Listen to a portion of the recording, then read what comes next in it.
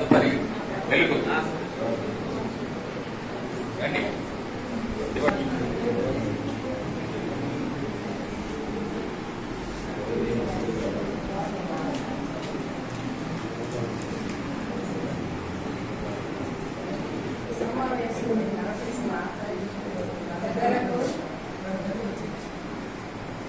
పెద్దలకు మా వెలుగు ప్రాజెక్టు ద్వారా ఈ మండలంలో 954 సంఘాలు ఉన్నాయి. 9556 మంది ఉన్నారు. సర్పంచ్లకు, ఎంపీటీసీలకు, పాత్రికేయులకు అందరికీ నమస్కారం. సీజనల్ కండిషన్ అంటే మనకి 4,800 ఎకరాల దాకా వరి నాట్లు వేయడం కానీ డైరెక్ట్గా వేయడం కానీ జరిగింది. మిగతావన్నీ కూడా నర్సరీ స్టేజ్లో ఉన్నాయి. ప్రస్తుతము యూరియా అన్ని చోట్ల కూడా ఆర్బీకేలలో పొజిషన్ చేస్తున్నాము. నిన్న కూడా ఒక 4 ఆర్బీకేలలో యూరియా పొజిషన్ జరిగింది. అదేవిధంగా ముఖ్యంగా చెప్పుకోవాల్సి వస్తే పంటల బీమా అండి. బీమాకు సంబంధించి మనకి వరికి ఎకరాకి 630 రూపాయలు, అలాగే వేరుశనగకి 450 రూపాయలు ఎకరానికి చొప్పున పంటల బీమాకు సంబంధించి ప్రీమియం చెల్లించుకోవాలి. దీనికి మనకి నాన్లోని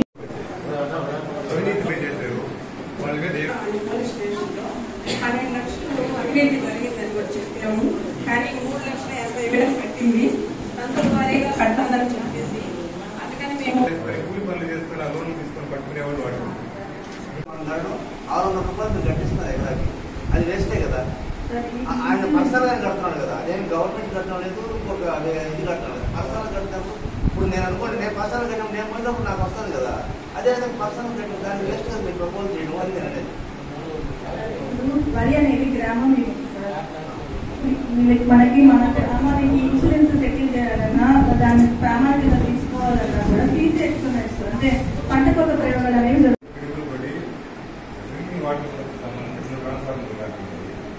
అగ్రికల్చర్ ఫార్మర్స్ సంబంధించి 3 ట్రాన్స్ఫార్మర్స్ ఉన్నాయి.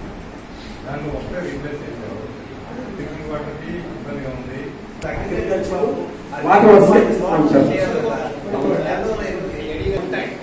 ఎస్టిమేట్ చేసుకుని ఉత్పాదిగా చేసుకునే పనులు కొన్ని ఉంటాయి. అక్కడ డైరెక్ట్ గా విలేజర్స్ కి డ్రింకింగ్ వాటర్ లేదంటే మీరు ఎప్పుడు ఎస్టిమేషన్ వేస్తారు? మొత్తం కూడా ప్రపోజల్ కానీ అక్కడ మాకు 2 ట్రాన్స్ఫార్మర్ కాలిపోతే 4 రోజులు దిక్కులేని పరిస్థితి మాకు అర్థమవుతుందా? సో ఇప్పటికి ఒకటి ఇచ్చారు, ఇంకొకటి తొందరగా ఇస్తే ఆ పంచాయతీ కూడా ఈ పంచాయతీ కూడా పెట్టుకుంటాం. లేదంటే మీరు ప్రాక్టికల్ ప్రాబ్లమ్ ఫేస్ చేస్తారు. చేసుకోండి, మీరు రొటీన్ జాబ్ మీరు చేసుకోండి. ప్రధాన్ గారికి, భక్తవత్సల రెడ్డి గారికి, ఎంఆర్ఓ గారికి, ఎంపీడీఓ గారికి, ఇక్కడికి విచ్చేసినటువంటి ఎంపీటీసీలకు, సర్పంచులకు, అధికారులకు, మీడియా మిత్రులకు ప్రతి ఒక్కరికి పేరు పేరు నా హృదయపూర్వక నమస్కారం.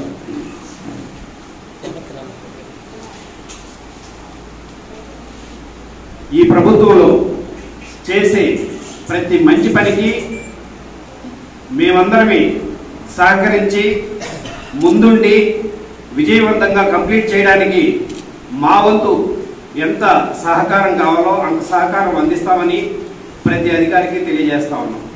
ఇక్కడుండే అధికారులు వీళ్ళు సపరేట్గా చెప్పనక్కర్లేదు, చాలా సందర్భాల్లో చెప్పాము. వీళ్ళంతా క్రీమ్ స్టేట్ లెవెల్లో లక్షల మందితో కాంపిటీషన్లో పదుల్లో ఎలక్ట్ అయినటువంటి ఆఫీసర్లు. మీకు ఎప్పటికీ మీకుండే గౌరవం ఉంటుంది. దేశాన్ని కావచ్చు, రాష్ట్రాన్ని కావచ్చు, మండలాన్ని కావచ్చు, వ్యవస్థలన్నింటినీ నడిపిస్తున్నది మీ అధికారులు. కానీ మేమేం కోరుకుంటామంటే, ఫార్చునేట్లీ అన్ఫార్చునేట్లీ లాస్ట్ టైం నన్ను చాలా బాధించిన విషయం ఈ సందర్భంలో మీకు గుర్తు చేయదలుచుకున్నాను. మా మండలానికి ఎంఆర్ఓగా వచ్చిన ఒక భాష అనే ఒక సారు ఎంఆర్ఓ గారు తర్వాత కొద్ది రోజులకి జైలుకి వెళ్ళడం జరిగింది. నేను చాలా బాధపడ్డాను. ఎందుకంటే అధికారులు వ్యవస్థలు నడపడానికి అల్టిమేట్గా వాళ్లే ముందుంటారు, వాళ్లే ఫైనలైజ్ చేస్తారు, వాళ్లే ఉంటారు. రాజకీయ నాయకులనే మేము ఆ టైంలో మా అవసరాల కోసమో, జనాల అవసరాల కోసమో రకరకాలుగా మీ మీద ప్రెజర్ పెట్టచ్చు. దయచేసి రూల్ పొజిషన్ని ఎట్టి పరిస్థితుల్లో డీవియేట్ చేయొద్దని మీరెప్పుడు ఎక్కడ కలిసినా మా ఆఫీసులు చాలా బాగుండాలని మేము ఎప్పుడు కోరుకుంటాము. ఆ భాషా గారి విషయం నన్ను చాలా బాధించింది. యాక్చువల్గా అధికారులందరికీ, ప్రజాప్రతినిధులందరికీ, అందరికీ కూడా తెలియజేసేది ఏంటంటే, ఏదైతే ఒక రూల్ పొజిషన్ డివేట్ అయ్యిందంటే బలవంతులకి ఎప్పుడు అన్యాయం జరగదు.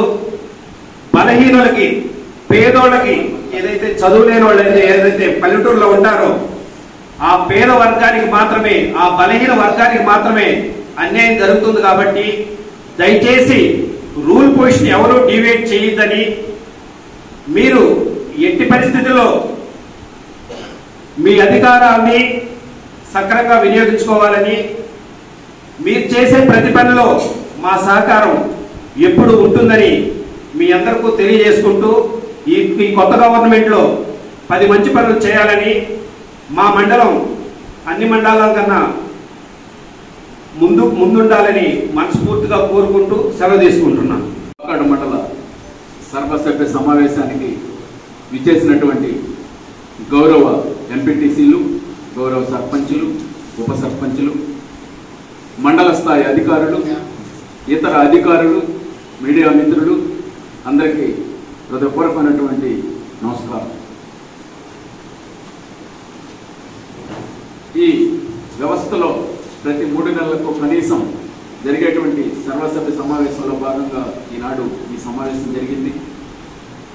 అనేక మంది ప్రజాప్రతినిధులు వారికి ఉండేటువంటి సమస్యలను చెప్పడం, అధికారులు వారి పరిధి తక్కువ కాబట్టి వాళ్ళ పరిధిలో లేనటువంటి విషయాలను ఆన్సర్ చేసేటువంటి పరిస్థితి ఈ సభలో ఉండకపోవచ్చు. కానీ ఒక్క లోటు జరుగుతూ ఉంది. ఇటీవల తిరుపతిలో కలెక్టర్ గారి కన్వీనర్గా 2 ముఖ్య సమావేశాలకు నేను వాకాడు మండలం తరఫున నేను ప్రాతినిధ్యం వహించడం జరిగింది. అందులో ఒకటి పులికాట్ బర్డ్ శాంక్చురీలో ఉండేటువంటి సమస్యల మీద కలెక్టర్ గారి కన్వీనర్గా ఎంపీ గారి అధ్యక్షతన జరిగినటువంటి సమావేశం కలెక్టరేట్లో. ఒక సింపుల్ సమాధానం కలెక్టర్ గారికి చెప్పడం, మేము మాట్లాడలేనటువంటి పరిస్థితి. కాబట్టి మీ పరిధిలో లేనటువంటి సమస్యలైనా ఇటువంటి వేదికల మీద వచ్చేటువంటి సమస్యలను మీరు మీ జిల్లా స్థాయి అధికారులకు తీసుకుపోతే దానివల్ల కొంత ఉపయోగం ఉంటుందనేటువంటి భావన ఆ సమావేశం ద్వారా నాకు కలిగిందని చెప్పి నేను మనవి చేస్తున్నాను. ఇంకొక దిశ మీటింగ్ యొక్క ప్రధానమైనటువంటి ఉద్దేశం, ఈ దిశ మీటింగ్ అనేటువంటిది ఒక మ్యాండేటరీ. కలెక్టర్ గారి కన్వీనర్గా ఈ స్థానిక పార్లమెంట్ సభ్యుడు అధ్యక్షుడిగా ప్రతి 3 నెలలకు ఒకసారి జరిగేటువంటి సమావేశం. ఈ సమావేశం యొక్క ప్రధానమైనటువంటి ఉద్దేశం, కేంద్ర ప్రభుత్వం పూర్తిగా నిర్వహిస్తున్నటువంటి కార్యక్రమాలు, రాష్ట్ర ప్రభుత్వం, కేంద్ర ప్రభుత్వ సహకారంతో జరుగుతున్నటువంటి కార్యక్రమాల మీద రివ్యూ జరుగుతుంది.